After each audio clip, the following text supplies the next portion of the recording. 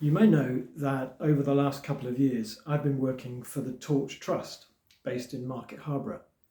Torch is a charity that is specifically aimed at blind and partially sighted people, and in many ways introducing them to Jesus, people who are losing their sight, supporting them through that grief of the process of sight loss, but also then helping them to grow and mature as Christians.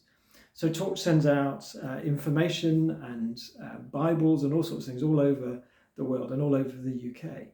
And working with blind people and people losing their sight has been a real eye-opener, excuse the pun, but it has been for me in so many ways. It's taught me so many things as I engage with and get to understand what it's like for people who have no sight or who have very little sight.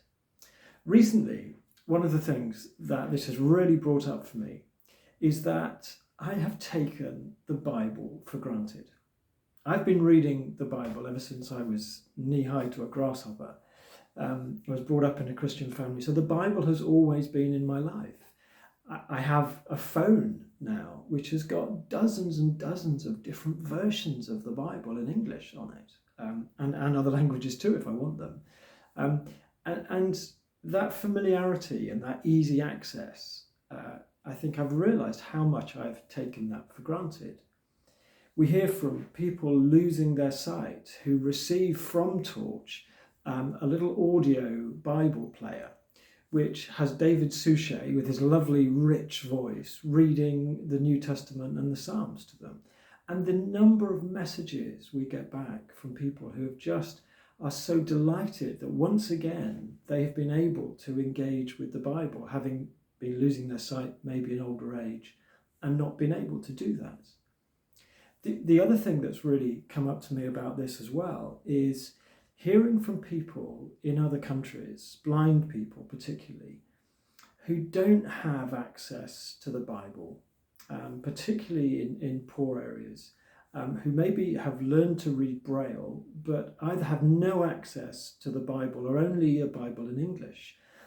And something about having the Bible in your heart language, time and again comes across as people saying, oh, if only I could read the Bible in my heart language to really hear God speaking to me in that way. One of the things that Torch is in the middle of at the moment is a merger with an organisation called Compass Braille. And Compass was started by a lady called Rona Gibb and her husband Tony. And they produce Bibles now in over 60 languages in Braille and send them all around the world. And this work of producing these Braille Bibles is actually coming under Torch's wing in the coming months.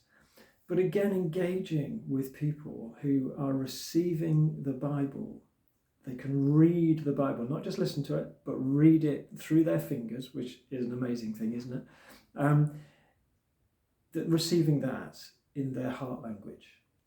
And one of the things that Torch wants to do is make it more and more and more available to more languages, to more people.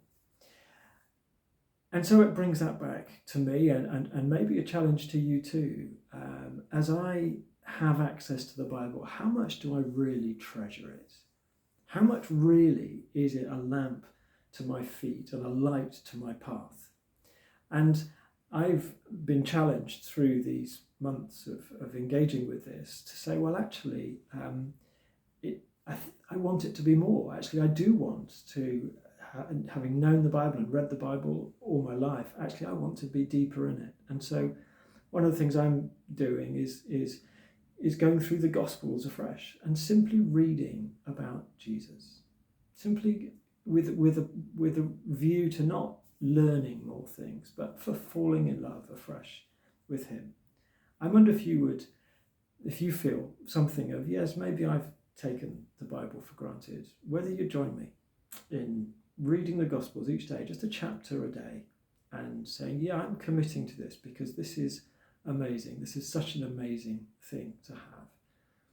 So friends, let's commit ourselves afresh, thanking God for his word, for all that is in it, all the wonders that is in it, and actually committing ourselves to using it and reading it and and soaking in it, not just taking it for granted.